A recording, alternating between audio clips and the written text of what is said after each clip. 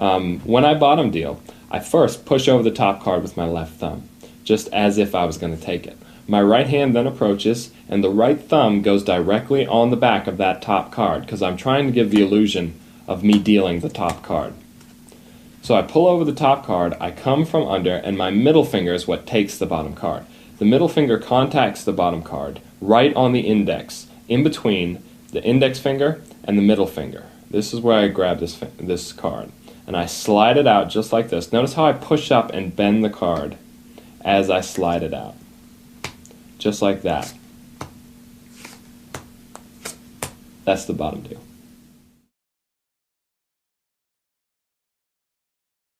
This is the stud bottom deal. I have all 4 aces on the bottom of the deck.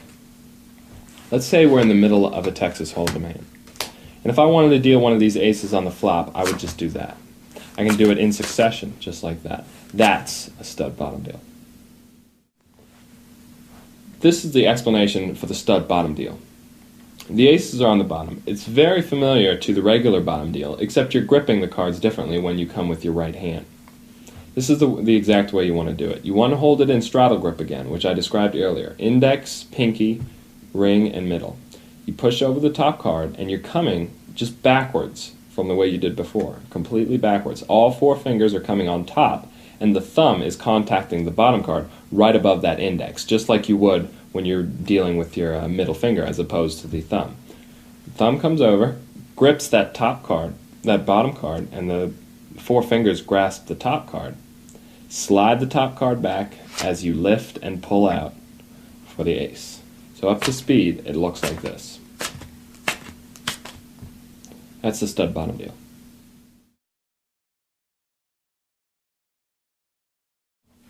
This is called the flop bottom deal.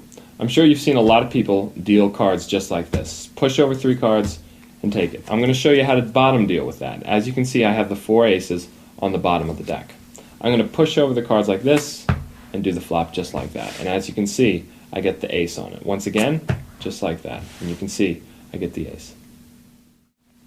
This is the explanation to the flop bottom deal. Basically what you're doing here is you're taking 2 cards legitimately from the top and 1 card you're stealing from the bottom. Now this is different from a normal bottom deal, because in a normal bottom deal, you take the card right over the index. In this case, the bottom card is the jack of clubs. I'm going to take that by putting my middle finger of my right hand in between the middle finger and ring finger of my left hand. I grip the card like this to slide it out. While that's happening on bottom, with the top, I push over 3 cards and my left thumb stays planted on the 3rd card from the top. There's 3 cards pushed over here. Push over 3 cards and I grip that last one. Then I slide out the bottom card with these 2 cards from the top and turn it over like this. There's not a lot of heat at this point because everyone's looking at the flop to see exactly what they have. That's exactly what it looks like.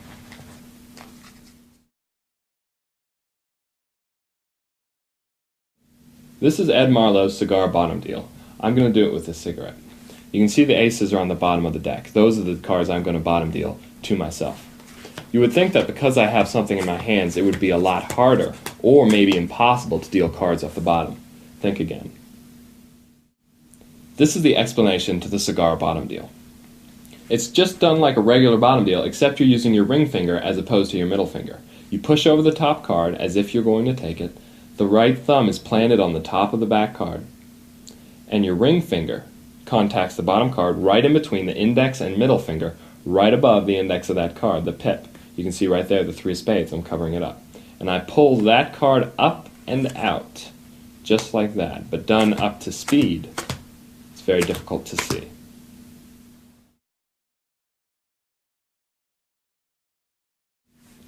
This is the second deal. Note that the 7 of spades is on top of the deck. I can deal cards to other players, but reserve the 7 for myself.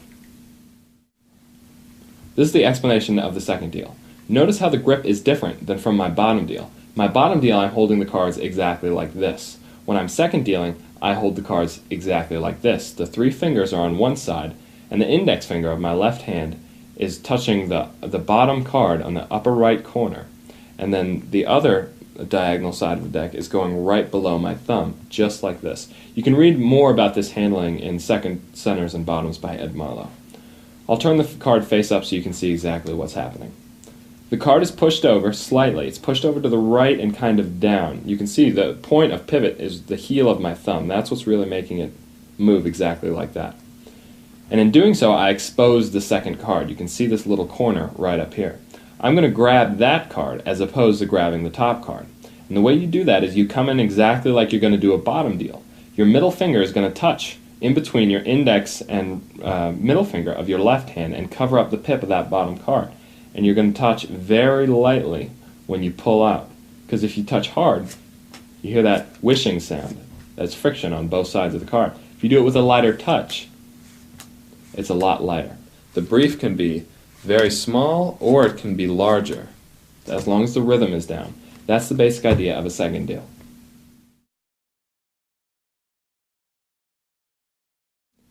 This next second deal is called the push-off second deal. You can see the 7 of spades is on top of the deck. Watch as I appear to deal that card out to my opponents, but I'm actually keeping it for myself. This is the explanation for the push-off second deal. Notice how I'm holding the cards in the same grip I was for the regular second deal. The only difference is that my left thumb is higher on the cards, so I can very carefully push off 2 cards. Another thing that helps is using these 3 fingers on the right side of the deck to act as like a barrier to make sure that only 2 cards come out. Then once you've pushed out the 2 cards, you can see my top card right now is the 4 of hearts. Once I push over 2 cards, my right hand comes in and it's going to pinch this bottom card and top card. The thumb goes on top and the middle finger goes right on bottom. And what I'm going to do is slide out this second card while pulling back the top card. And this can be done in succession, just like this. And you can see the 4 stays on top.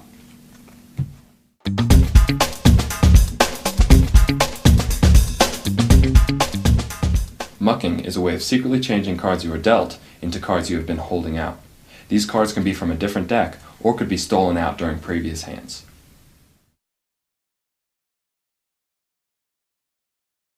The first part of mucking is learning how to steal cards. You can steal cards during the cut, which looks like this. Or another method is during the deal, which looks like this. I'm going to steal the bottom card. While everyone's peeking at their cards, I can shoot this card into my lap like that, or just palm it like so. Another method of stealing cards is while you're folding. A lot of games have a big pile of fold cards or burn cards in the center of the table. So you've dealt out the cards here, and there's a big mess of cards like here. And you can look at your cards and fold and hold out 1 card from your hand. Those are 3 methods of stealing cards for the muck. This is the explanation for stealing cards from mucking. The first method I showed you is a top palm. You do a top palm by pressing your pinky on the top card of the deck while held in this position in the left hand. The card I'm going to be palming off is the 2 of spades. I hold the deck in a kind of beveled position, just like that. That way it'll make it easier for the top card and just the top card to come off. What I'm doing is approaching with the right hand, and the right pinky is going to contact the top card, the upper right hand corner. It's going to push out this direction and up as well. It's going to push in these 2 directions, and in doing so the top card will come up right into palm like that. Once it's in palm, the fingers bend over the card and then cut the cards. You've palmed out the 2 of spades. The next method for stealing out cards that I showed you is during the deal, and that's very simple to do. You deal out the cards, and right now everyone's so heavily misdirected, everyone's looking at their cards. You can be as sloppy as you need because they're so heavily misdirected, but the way that I do it is I buckle the bottom card. I bend it just like that. By pushing up with your index finger and in towards your palm, you get that last card to bend like this, and you can stick your other fingers in it. And in doing so, you bring the right hand over and push that bottom card deeper into your palm. This is commonly called gambler's cop. And then you can place the cards just like that. So up to speed, it would look exactly like that to steal the card using that method. The last method I showed you was while you're folding. The cards are dealt, and remember there's a pile that you're dropping these cards into. And basically what you're just going to do is you're going to hold both cards as if you're palming them already. So they're deep in the palm, just like this. And you're only going to pull out one card and place it on the disc cards while you hold out the other card. And those are 3 good methods for stealing cards from mucking.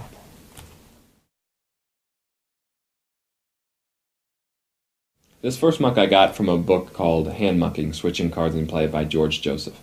See, I have a king and 7 in the hole. These cards are just dealt to me. And in peeking at them, I can actually switch them for 2 aces. This is the explanation of the muck. I have a 9 and a 5 in the hold.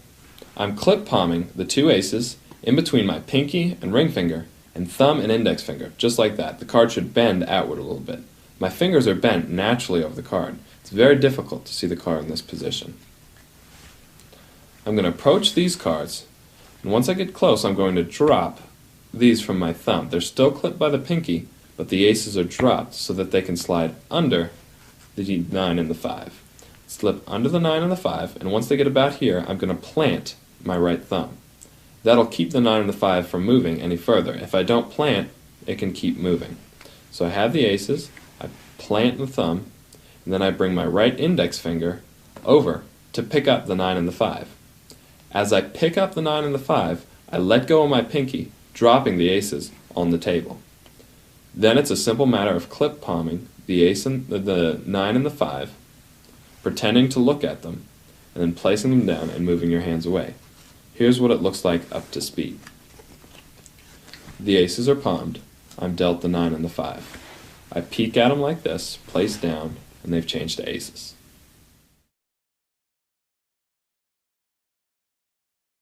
This is a one-handed version of that muck. See, I have a 7 and 10 of diamonds in the hole. I'm going to peek at these cards and place them right back down, and I now have 2 aces. This is the explanation for the one-handed muck. I'm going to leave the cards face up so you can see exactly what's going on. The aces are clip-palmed, exactly as I explained earlier, in between the pinky and ring finger and index and thumb.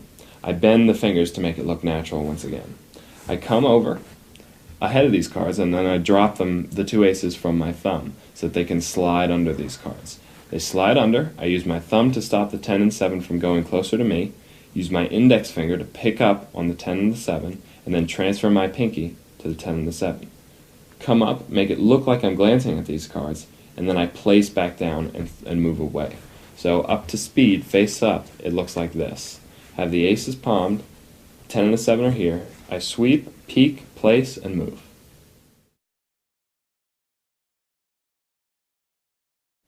This is called the peel muck. I have the ace and the 10 in the hole. I'm going to glance at the cards just like this, place them back down, and later reveal that I have 2 aces. This is the explanation for the peel muck. I have the ace of clubs held out in my hand in clip palm position.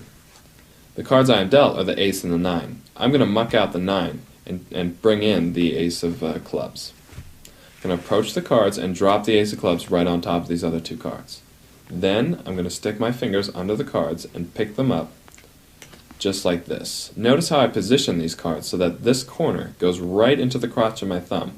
This will make it easier for me to pivot and palm out the ace of diamonds. So the ace of clubs is palmed in clip palm position. Bring it over.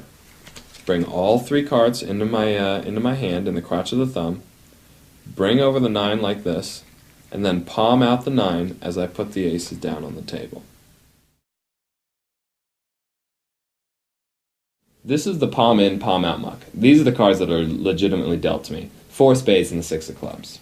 I'm going to peek at these cards, throw some chips in the pot, and in doing so, I've changed them into aces.